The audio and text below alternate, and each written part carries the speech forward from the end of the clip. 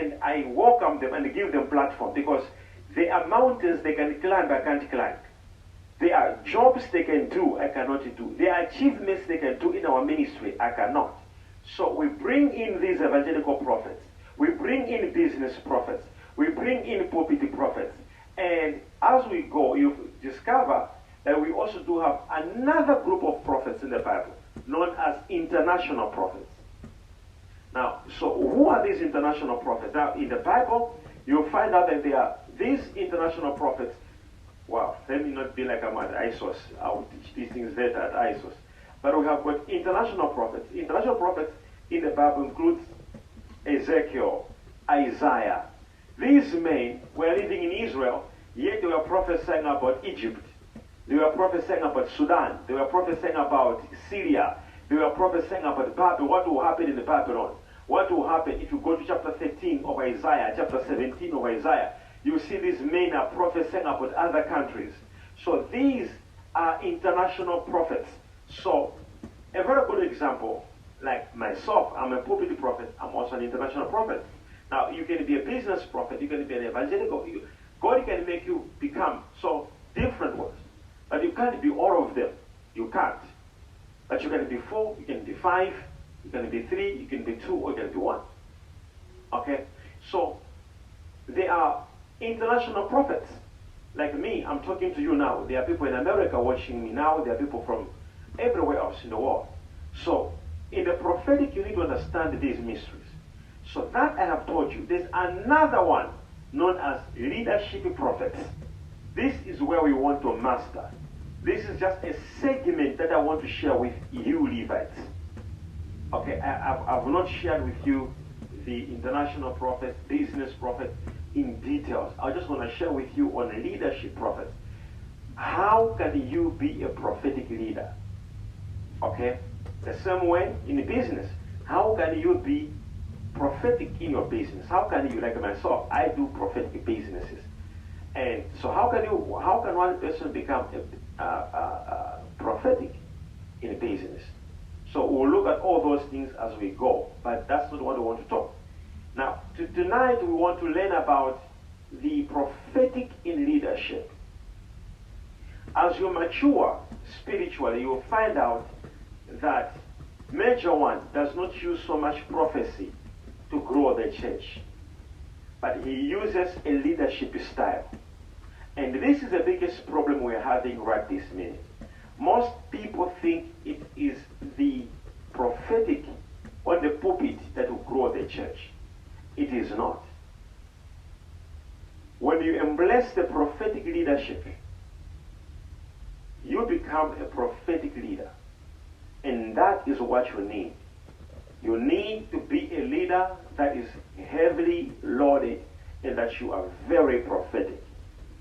Did you understand that? So, before we explain this, we need to understand the 2 types of leadership that exist in the world. There is, number 1, the contemporary leadership. The contemporary leadership is the normal leadership that the world is studying. So in this leadership, you have what is known as the hierarchy leadership, autocratic leadership, democratic leadership. They are different, transactional leadership. All these leaderships you study at school, you know in the world, political leaderships, whatsoever leadership that people learn at school, they fall under contemporary. In ECG, there are things we use in the contemporary leadership. Okay? But there are certain things that you need to understand that they don't work with contemporary. So much as we use certain things, a very good example, the appointing of stewards in the different branches, that's contemporary leadership. People have to choose their leader. They have to vote their leader. So that is contemporary leadership.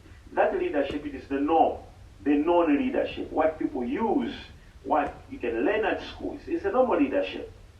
Okay, however, there is a prophetic leadership. In prophetic leadership, it is when you develop yourself into a leader that is prophetic. It is not on pulpit to prophesy. I was talking to my wife earlier on. She called me and we were discussing something. And I had a vision about her this morning. So I was now talking to her what I saw in the spirit. But in the vision, I had left her behind. Okay, so I was talking to her this evening. I was saying that, I don't want you to be left behind. So when I move, you have to move. So she asked me a question. She said, so what must I do to move at the same level with you? And she said, this could be a very interesting question with so many of your sons and daughters. Like, how can they not be left behind? So I said to her, I said, listen, I said, what book are you reading? She said, I've been reading the prophetic codes. And I said, wait, before you read prophetic codes, read the prophetic handbook first. And before you read the prophetic handbook, read the process of receiving the prophetic. And I said, when you do this, talk to me so that I can tell you some few things that I want to tell you. But I had a vision about you. So in the vision, there was like a river, and I had to swim, and I left her behind. And I was asking people to help her to cross who had boats, and everyone was refusing. And God told me, he said, no one will help her to cross this prophetic river apart from you. So I was telling her, and so she said, so can we start now on the phone? She's like, can we start now? Can you start now taking me to cross the prophetic river? So I said, oh, wait.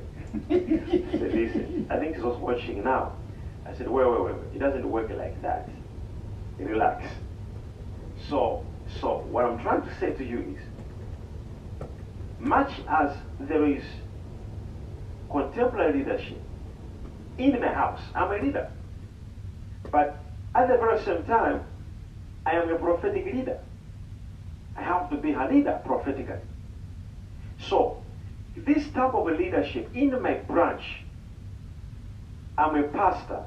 I'm a pastor in Toyando, or I'm a pastor in Cape Town. In my branch, I'm a resident pastor.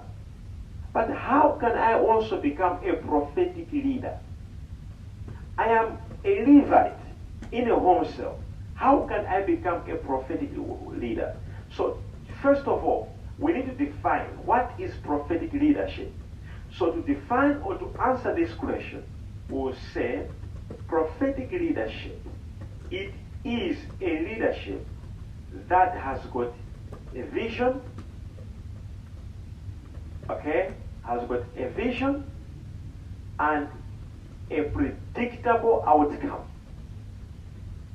It is a vision. It is a leadership that has got a vision. And it has a predictable outcome. Or we can rephrase to say it is a visionary leadership with a predictable outcome. In other words, God says to Moses, take my people, go with them where? To Canaan. In other words, there is a predictable outcome.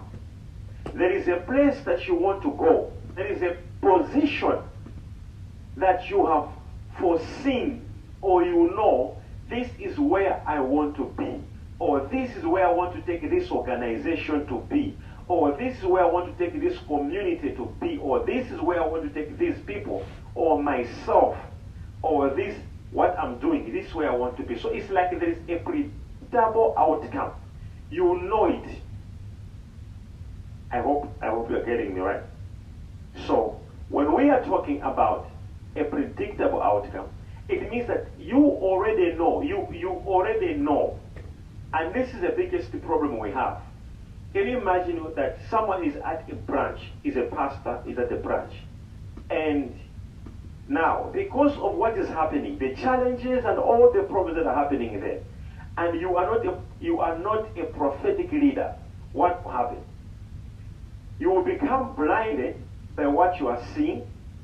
You will become blinded by what you are facing, and you will not have a predictable outcome. Because for you to have a predictable outcome, you must be prophetic. You must know what will happen through your leadership, through what you want to do.